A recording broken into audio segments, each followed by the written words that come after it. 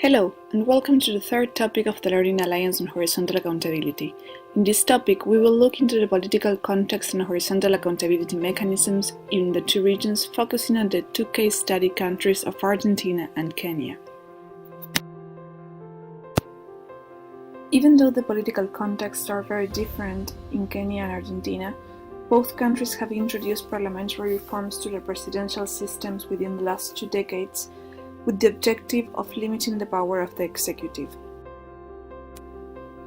Argentina gained its independence from Spain during the early 19th century. Long story short, democratic consolidation did not arrive until the 1980s. In 1983, the new democratic government decided to keep the 1853 constitution, including some of the articles that were added during the 20th century. It wasn't until 1994 that the complete constitutional reform was negotiated and accepted by the whole political system. This constitution included third-generation rights as well as provisions for further checks and balances among state branches. Let's have a look at Kenya now. Kenya gained its independence from the UK in 1963. However, its first parliament retained most of the structures inherited from the colonial legislative council. Even when the struggle to empower the legislative started during the third parliament in 1970, it was not until 2010 that a new constitution was enacted. The new constitution put the Kenyan parliament in a position from which, all other factors allowing, it can exercise its representative, legislative, and oversight functions effectively. The constitutional reforms in both countries were aimed at attenuating the power of the executive, and they introduced or strengthened horizontal accountability mechanisms. As seen in previous topics, horizontal accountability expresses the concern for checks and oversight, for surveillance and institutional constraints on the exercise of power.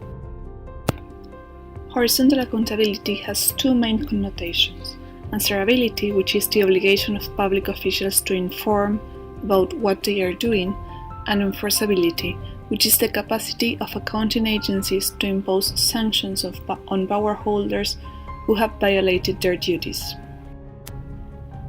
Regarding answerability mechanisms, in Argentina, the President delivers the State of the Nation report every year at the opening of congressional sessions. He is expected to report on the state of the nation, reforms promised by the Constitution, and other measures he may deem necessary.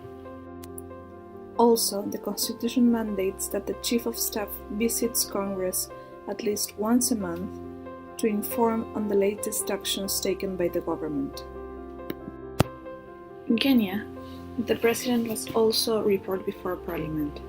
He must deliver a report every year on the measures taken by the government and the progress achieved in the realization of the national values. He must also address each newly elected parliament at the opening of congressional sessions. In addition, the executive must submit a report for debate to the National Assembly on the progress made in fulfilling the international obligations of the Republic.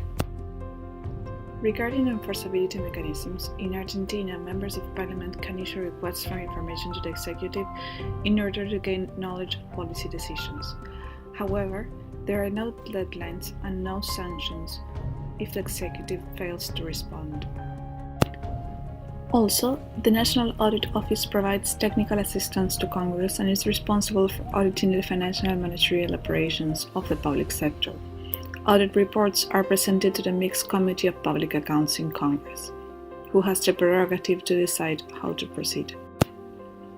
In Kenya, Parliament exercises oversight and supervision of government through activities such as reports on performance and approval of appointments of public officials nominated by the President. In addition, the questions by private mechanism is intended to increase the level of disclosure of information of government activity. In Kenya, financial control is in the hands of the controller of the budget, while the national audit is in charge of the scrutiny of managerial operations. We now invite you to have a look at the document and to answer the questions found below the post. Thank you very much for your attention. Created using Powtoon.